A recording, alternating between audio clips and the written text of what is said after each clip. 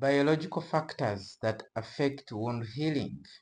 So these are internal patient-related or physiological factors that influence the body's natural ability to repair tissues. Number one, age. So young individuals have highly active stem cells and fibroblasts, which drive collagen deposition and tissue regeneration. Secondly, in children and young adults, the immune system reacts quickly to infection, controlling pathogens and supporting healing. Thirdly, formation of new blood vessels is quicker, improving oxygen and nutrient supply to the wounds. And number four, in children and young adults, the skin is elastic and blood flow is abundant, allowing better delivery of growth factors and immune cells. Whereas in the elderly, fibroblasts become less active with age, producing low-quality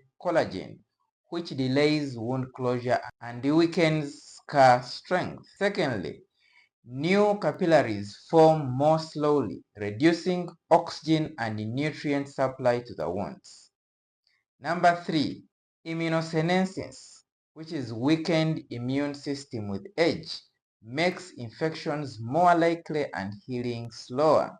Number four, older adults are prone to conditions like diabetes, atherosclerosis, and hypertension, which further impair blood flow and healing. Number five, in adults, there is thinner epidermis, loss of dermal elasticity, and reduced sweat or sebaceous gland activity, which hinder re-epithelialization and protection against microbes. Number six, inflammation is less robust in adults, slowing the recruitment of white blood cells and growth factors necessary for tissue repair. Factor number two, nutrition. For example, protein deficiency affects fibroblast proliferation. So fibroblasts are key cells that lay down collagen and extracellular matrix. Without enough protein, fibroblast growth and activity declines. Protein deficiency affects collagen synthesis. So collagen, as the structural protein in wounds, is made from amino acids.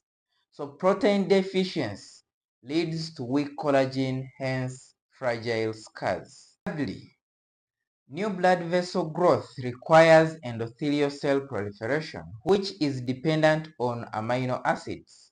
So lack of protein delays angiogenesis and reduces blood supply to healing tissues. Number four, immune function.